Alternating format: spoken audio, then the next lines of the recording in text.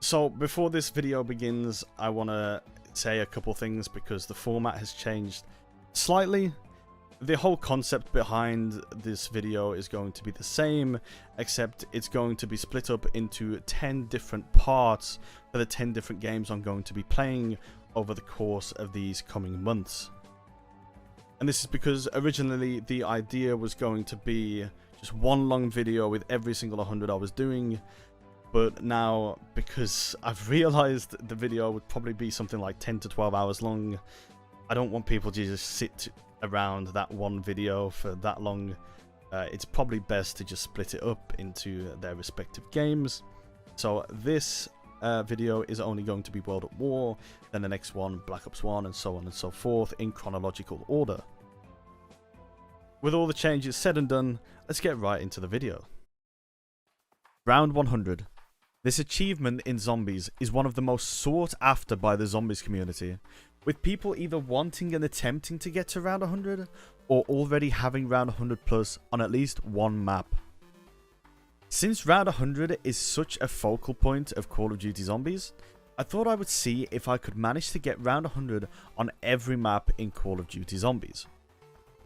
There are a few things to note before I get into the video though, which are the maps that I didn't include and why, and some of the rules for the challenge. First things first, I limited the maps to them having to take 12 hours or less, with the exception of BO3 Nacht. This is because I was doing this challenge in the span of around 4 months, from the 13th of June up until the release of Black Ops 6 Zombies, so attempting to get to round 100 on Call of the Dead and Town just wouldn't have been realistic for this challenge. Another reason for the 12-hour limit is so hopefully I wouldn't have been stuck on a map for more than around 2 to 3 days at a time, because again, with only having 4 months to do this, if I were to try and complete Black Ops 1 Nacht for example, and I fail on round 95, I would have lost about 20 hours of game time, and then I still would have had to go for 100 on it. So I set the timing realistic for how long I had to play. And even with this time limit, there were still 58 maps for me to get to round 100 on. A few other things I didn't include are Dead Ops Arcade and objective-based modes. Now personally, I consider Dead Ops its own kind of separate zombies mode, since up to DOA 3 it was only top down, you know, unless you got a power up on Dead Ops Arcade 2. And since it has in the name Arcade, I've always considered it to be an arcade-like game mode that's separate to the traditional round-based zombies. As for the objective-based modes, since Black Ops 6 is bringing back round-based, I thought it would be more fitting to just do round-based this time around to emphasize the hype around round-based coming back. Plus, I've just had enough with the main focus of the last two zombies games, mainly being objectives with MW3 and Vanguard on release. Finally, for the rules of the challenge, I only used classic guns and elixirs with the exception of one map on Infinite Warfare, which I will talk about more when I get there. This was in order to give me the most authentic way of playing the game for high rounds, without relying on anything that could be classed as, you know, pay to win. Plus, it just made the games more enjoyable for me. So, without further ado, let me take you on the journey of how I got to round 100 on every Call of Duty Zombies map in just 4 months.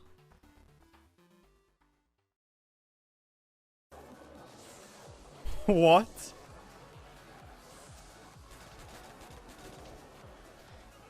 Oh, Jesus Christ.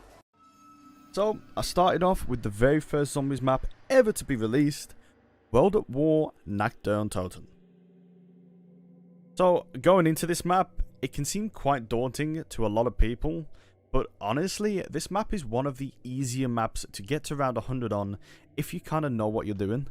And the reason for this is because on every World at War map, except for Riese, there is only 24 zombies per round, which means you only need to kill 24 zombies on each round to get to the next one. So from like rounds 50 to 100 for example, you're going to be looking at the same amount of time per round, every single round, unless you get like a nuke or an insta-kill, in which the round is basically over. Big. The biggest problem for Nacht, though, in my opinion, is just how far away the zombies spawn on this map. It can take a ridiculous amount of time in the early rounds for the zombies to just get to you.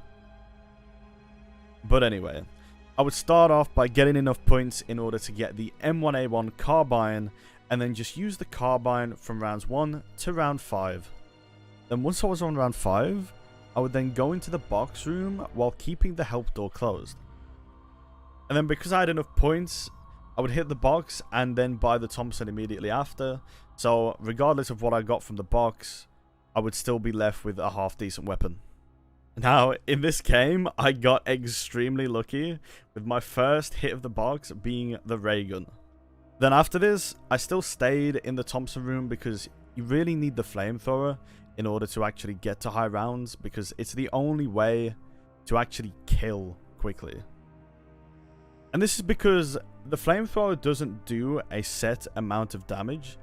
It actually does percentage damage to the zombies, which means as the rounds get higher, the zombies still take about the same amount of time to die by the flamethrower.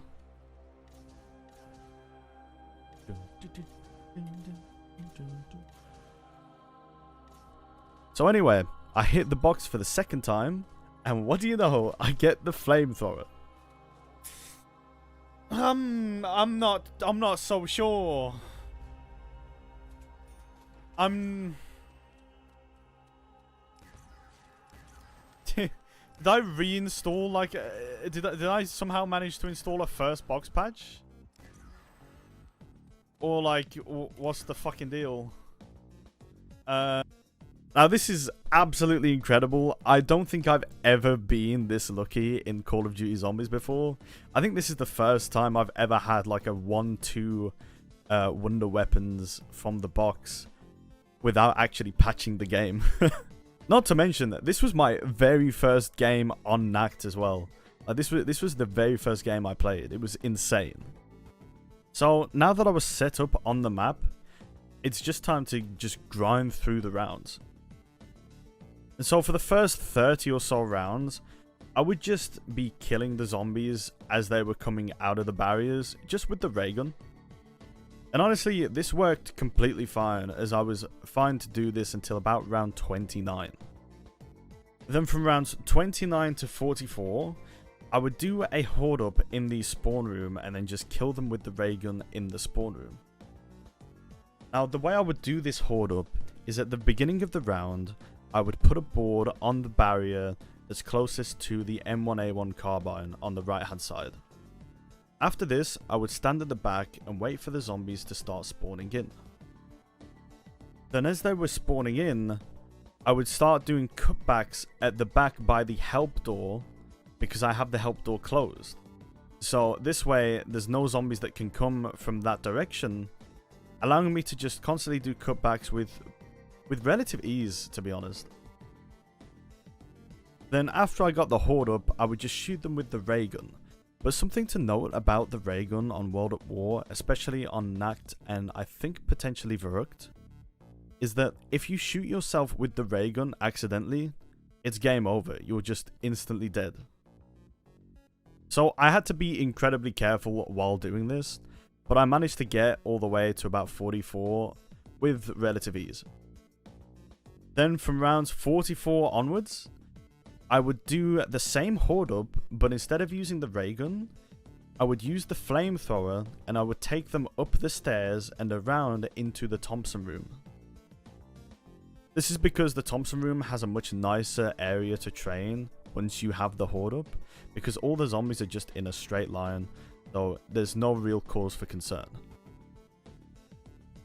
So after using the flamethrower on horde after horde after horde of zombies, while getting the occasional nuke and insta-kill, I was able to blast from round 50 to 100 in around 2 hours, making my total time for World at War Nacht round 100 2 hours and 45 minutes. Now, something you'll be seeing on the right hand side of the screen is a timer that is basically a accumulation of every single attempt I've done on every single map during this challenge. That means all the fails on every map and all the completions on every map will be going towards the time on this timer. But yeah, managing to get around 100 on my very first attempt on World at War Nacht was absolutely incredible. I was just really stoked to get that. There we go, boys. 100 done already. Let's fucking 100. go. Let's go.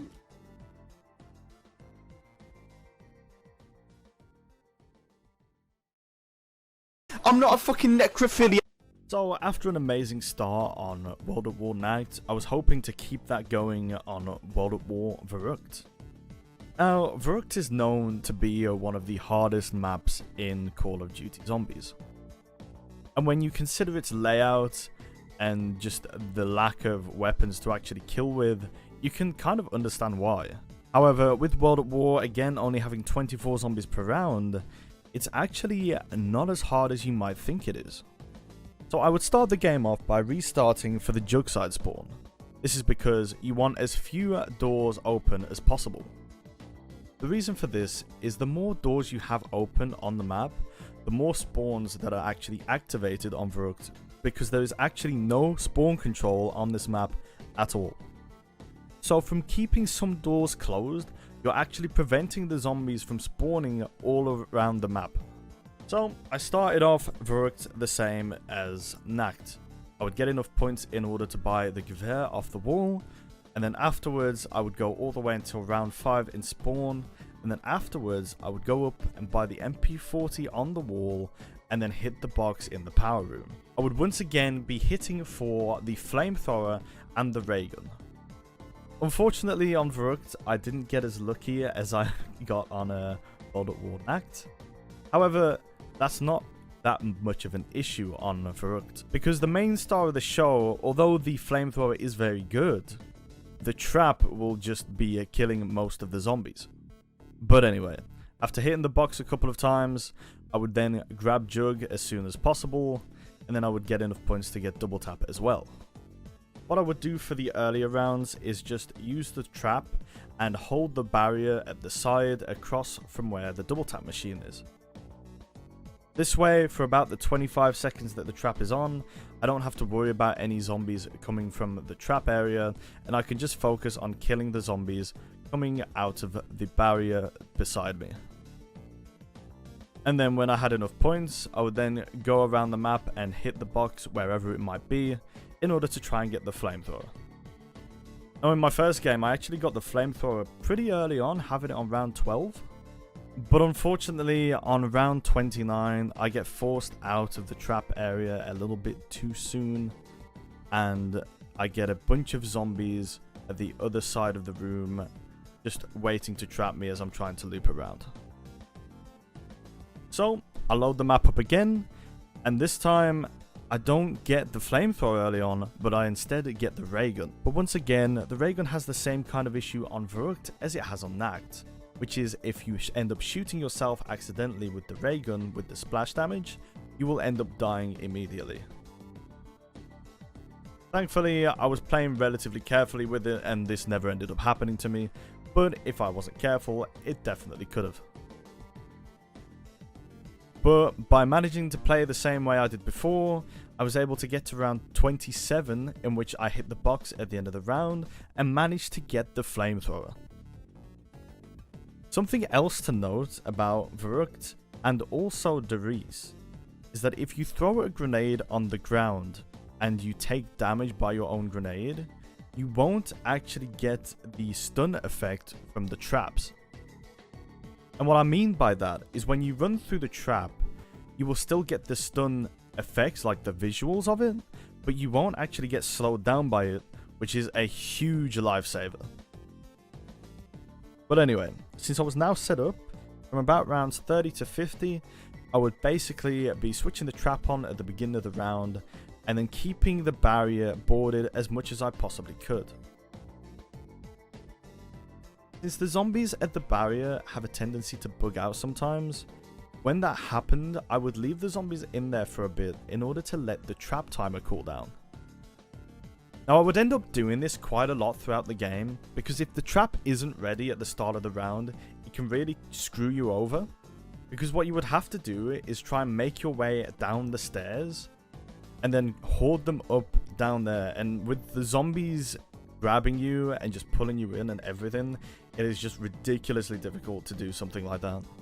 So in as many circumstances as I possibly could, I would always wait until the trap was ready before killing the final zombies of the round.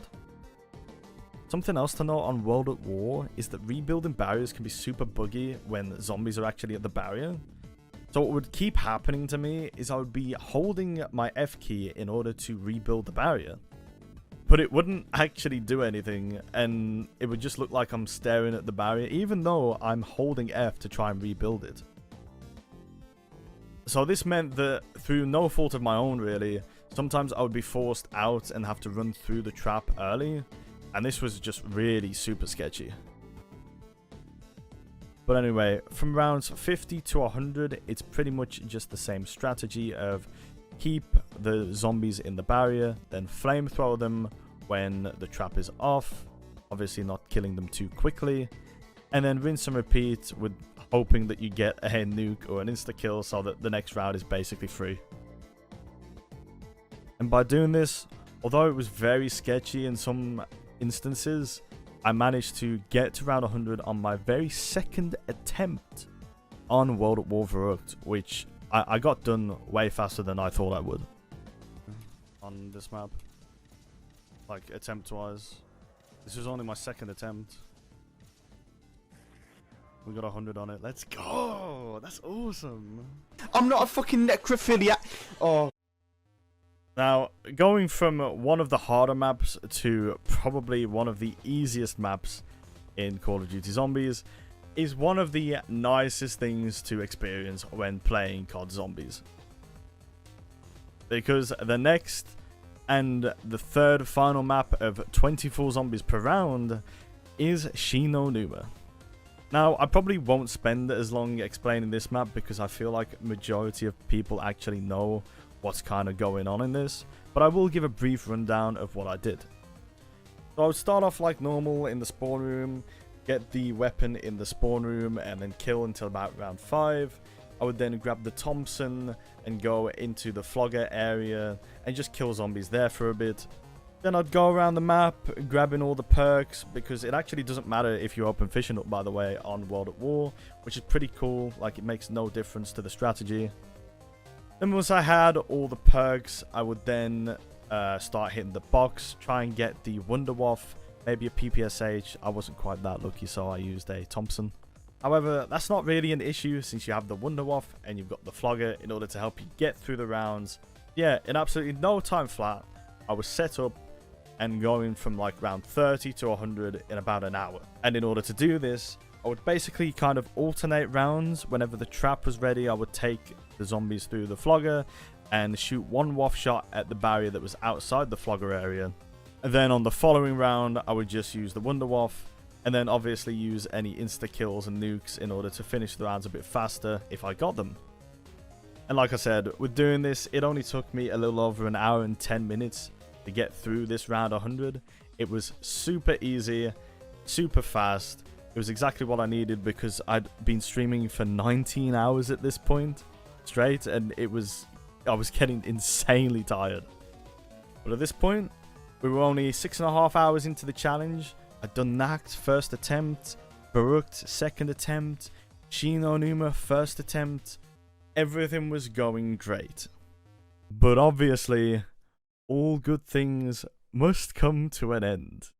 And that is exactly what happened with the next map, World at War Riese.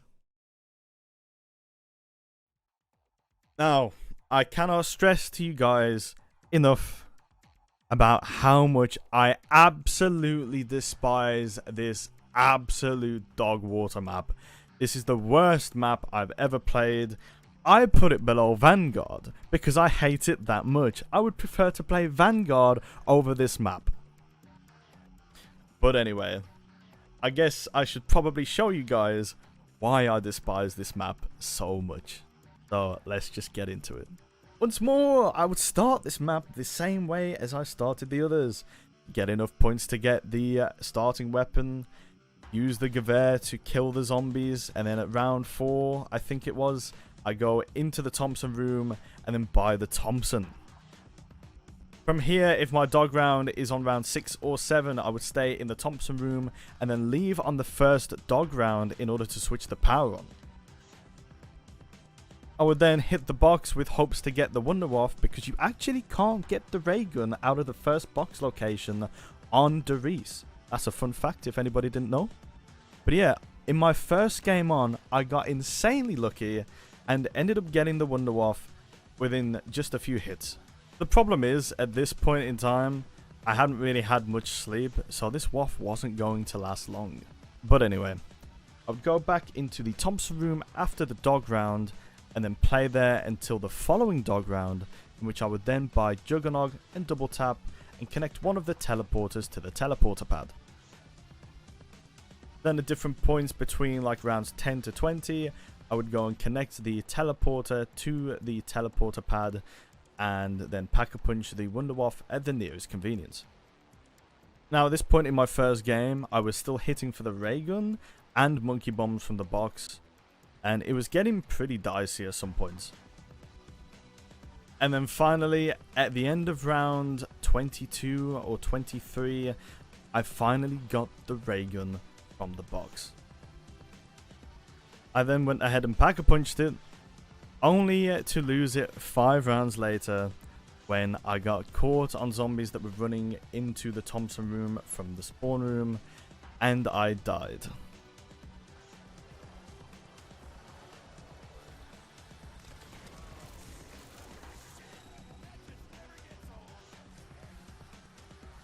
Oh, I'm dead here. Yeah.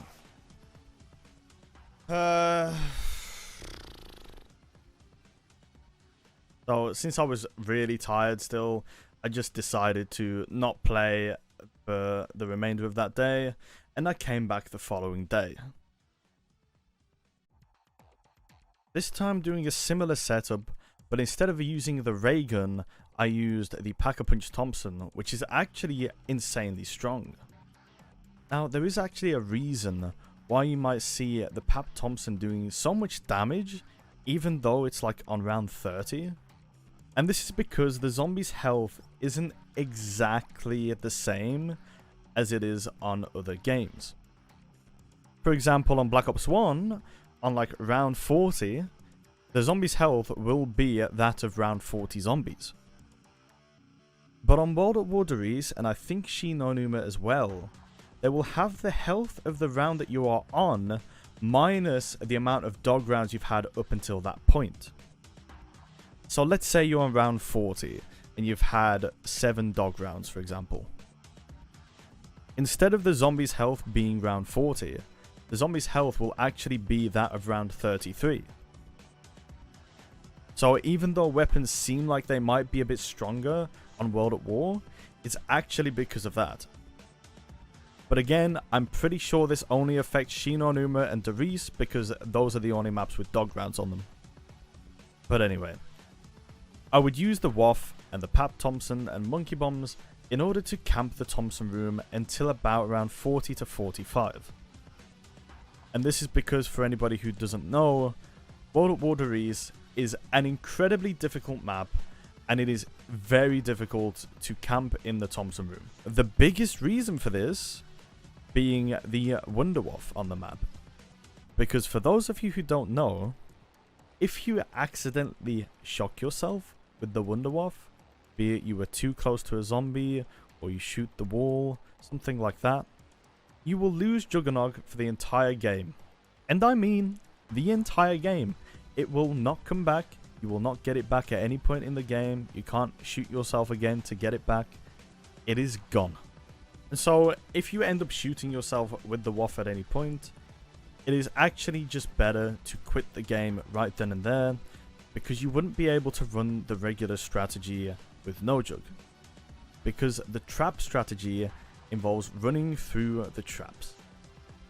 And so, from round 45 onwards, I would basically run the KJ strat. And for those of you who don't know what that involves, you would basically start in the Thompson room, make your way around to the French gun trap, you would switch that trap on, make your way up to the bridge where double tap is. Stay there and kind of stall the zombies for as long a time as you can before dropping down, going around the side and back through to the Thompson room. You would then switch the Thompson room trap on, and then this is where it differs slightly from BO1. Instead of staying in the Thompson room until the trap switches off, you would actually go back through after the horde has been killed, and you will then make your way into the spawn room and shoot a WAF shot at one of the barriers down below. Now, the WAF shot is actually optional because it just speeds up the game, and it's not very easy to actually hit yourself with the WAF. It's quite difficult when you're shooting it at that barrier. Now, normally when you run through the trap, you would get the stun from the trap animation. However, again, as I mentioned in Verruckt, if you throw a grenade down at your feet and take the impact of the grenade, you will then be immune to the trap shock. Not the animation that plays, not the visual effect, sorry, that plays on your screen, but the actual slowing you down. You won't be slowed down anymore. So this allowed me to just run through the trap without being slowed down, and it was actually pretty nice. Now, as I mentioned earlier, World at War Riese is actually very unique for the World at War maps because it is the only map that doesn't have 24 zombies per round, which means this is the first proper zombies map they actually released. Proper zombies map in the sense that the zombies will always keep increasing the higher round you go. And so that meant this was going to be a very long round 100s compared to the 1, 2, and 3 hour round 100s I'd done before. And now, for my second attempt, it was actually going very well compared to what I thought it was going to go like. I was cruising through the rounds a little bit, going from round 50 to 60, 60 to 70, but then on round 75, that cruising came to a fast stop. Because I'm going to say something that you will probably be hearing quite a lot throughout this part of the video, and that's the fact that I think I got World at War. Now, what that means is that there are some bullshit mechanics in World at War that just kind of make the game a little bit unfair. From what maps I'm doing, do exclamation point 100s, there's a spreadsheet there which shows you all the maps. 100 or with an S? With an S. What? That, yeah. What? What the fuck? Wait, huh? What? Okay. So what happened to me in this clip, if we slow it down, the zombie that initially came through the trap wasn't fully dead. So as I was making my way through the trap, the zombie that should have been killed by the trap initially, not the one that was in the trap with me, but the one that had already come through, actually slapped me at the same time the other zombie slapped me, and I got hit by the trap. Now, I'm not too sure if that actually would have been enough damage to kill me, like just normally, because I'm pretty sure you can actually take 2 hits and go through the trap. But either way, this death was super unlucky. I got hit by a zombie that really just should have been dead, and honestly, I would have been fine if that zombie was dead, and this might have been the first, 100 on this map I would have gotten. And unfortunately for me, this was the first of many World at War moments that would occur. But that wasn't actually the case for the next game that I played. Again, I would get set up, playing the Thompson room, but then this time on round 51 when I was running the trap strategy, I was watching the Euros that were on at the time. I just died. I just died because I was watching the football, bro. Oh, fucking hell. And basically what happened was because I wasn't paying attention, I straight up just ran into the zombies as I was running the trap strap because I was more engaged in what I was watching on the other side of my screen, and I just died. Now, this is where things get a little bit interesting, but at the time they were very, very frustrating for me. The next game I decided to play, I thought about using the flamethrower. Now, this was actually quite interesting for me at the time because nobody really used the flamethrower in their World at War games. But it turns out it does percentage damage on dogs, which means after a certain round, you can actually just tap the dogs with the flamethrower, and they will just die after like 2 or 3 seconds after being hit with the flamethrower.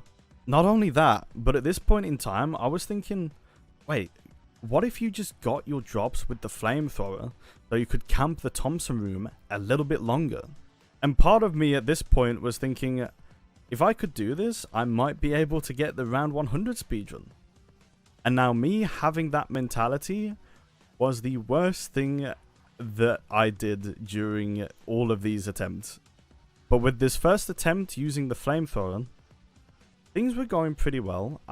I camped Thompson room until round 56.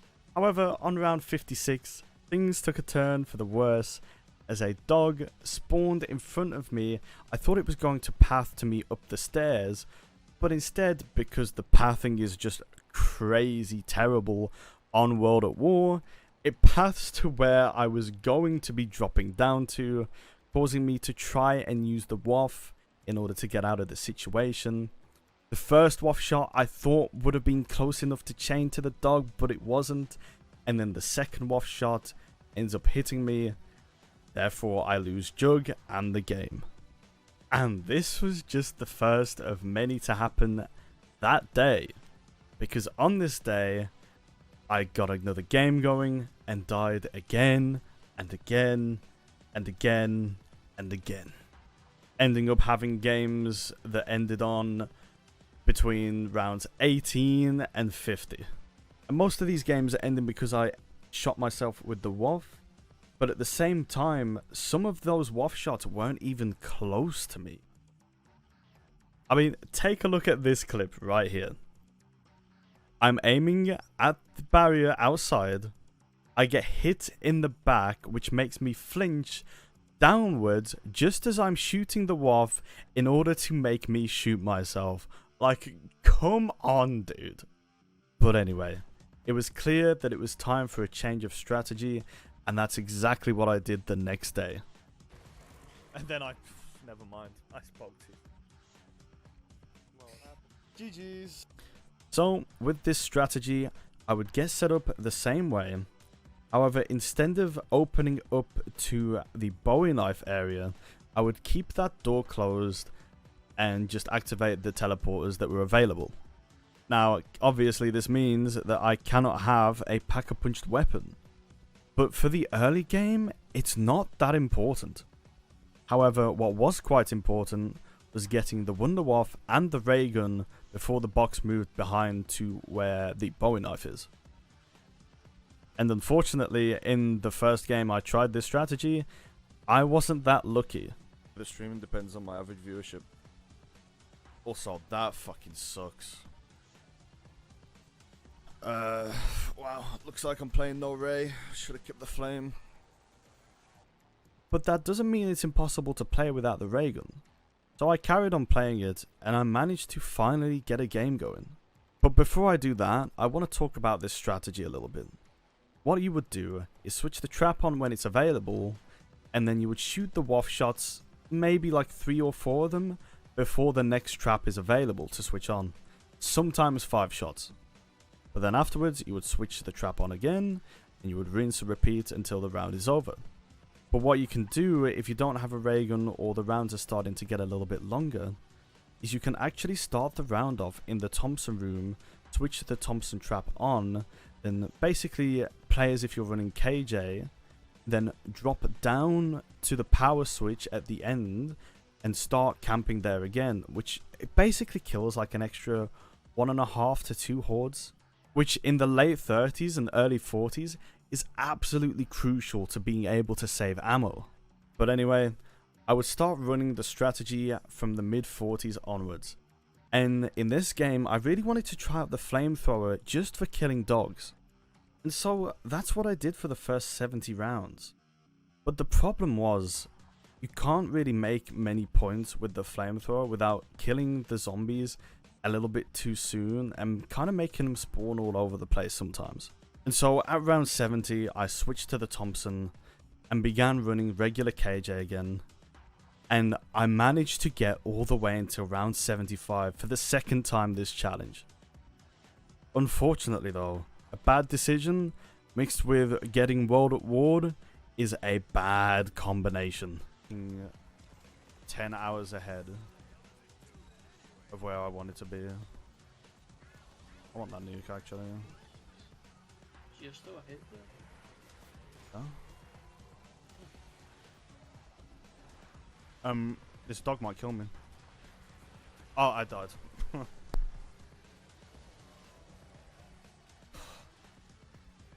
I'm an idiot. And when I saw a nuke at the barrier, I was like, you know what? I'm gonna throw a monkey, grab the nuke, just to speed things up a little bit. What I didn't expect was for the monkey to work, but the zombies still hit me as I'm running past them.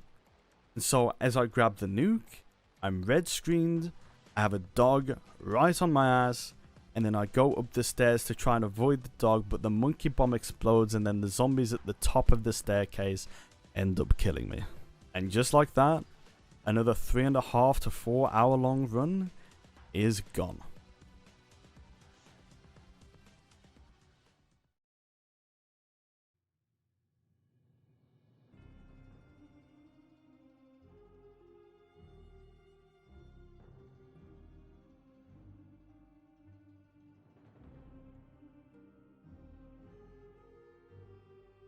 However, looking on the bright side, I would now know how to play.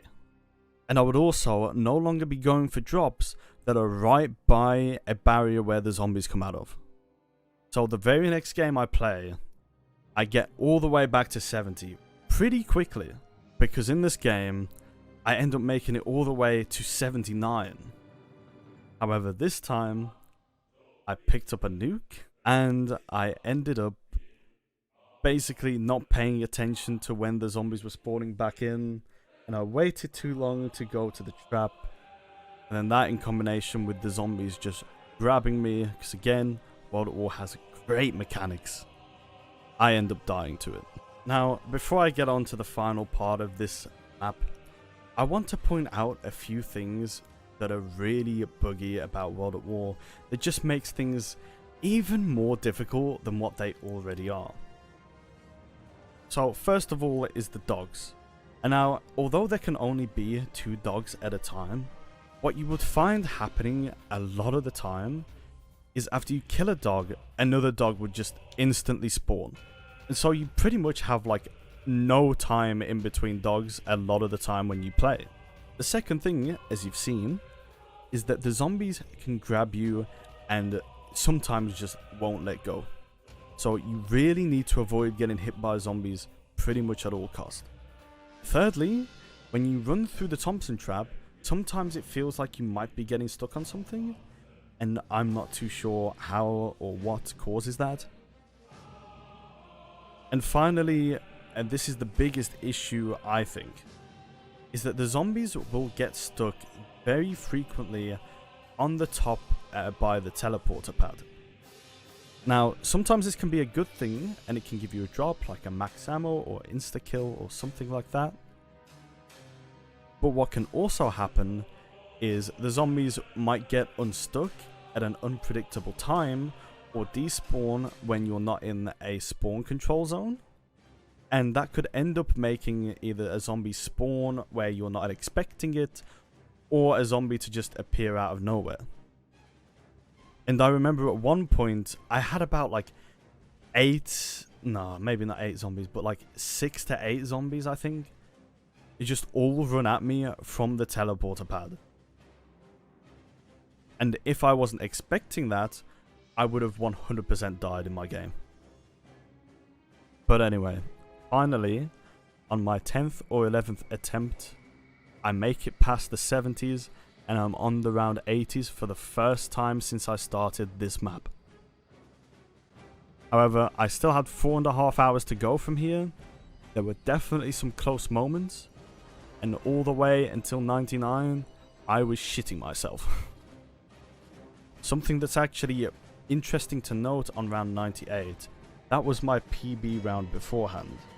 And the reason I actually didn't get 100 in one of those attempts a couple of years ago is because I got something called an infinite dog round on round 98. Bro, what the fuck is that? It better not be an infinite round now. And for those of you who don't know, an infinite dog round isn't like you just constantly get dogs spawning in. You will get the dog spawn in, and then it won't spawn any more dogs until you teleport. And then after you teleport, you'll only get a few more dogs, and then you'd have to keep teleporting over and over and over again. And the reason that's a problem is because you don't have enough points by that point in the game to teleport maybe like 200 times. However, we do know the cause of why this happens, and it's when you kill an entire horde of zombies pretty much at the same time.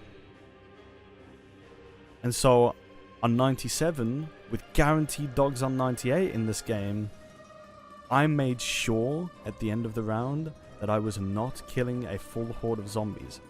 And the way to do that is, because this would only happen with the Thompson trap, the other trap is fine, but with the Thompson trap, you have to take a couple of zombies through the trap before you switch it on, and then with that last zombie, when you know all the other zombies have died, you can then bring that zombie through the trap with you, and then you can end the round.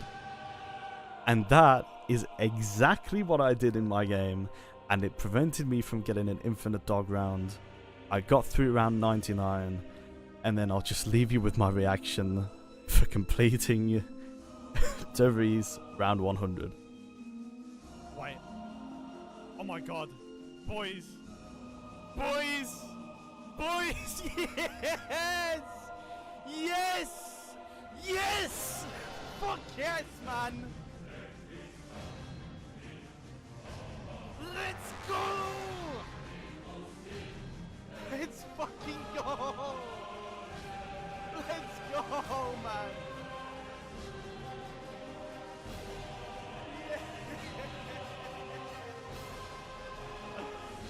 Oh my god. As you can see, I was incredibly happy to finally be done with that map. I actually uninstalled the game when I finished the Riese. I completely uninstalled World at War. It's no longer on my PC, and I don't intend to install it anytime soon because, oh my god, that was a major pain. Now, for those of you wondering, that singular match took me 8 hours and 46 minutes. Just the final 100. And now you factor in all the round 20 fails, round 30 fails, round 70 fails. I had 3 round 70 fails. And it added up to a total time of 32 hours and 9 minutes of just attempting World at War Riese, which is the equivalent of about 4 days of playing, which is actually exactly how much time I thought it would actually take me to beat World at War Riese. If you guys did enjoy this video and enjoy the format and stuff, I have 9 more videos like this coming out over the course of the next couple of months.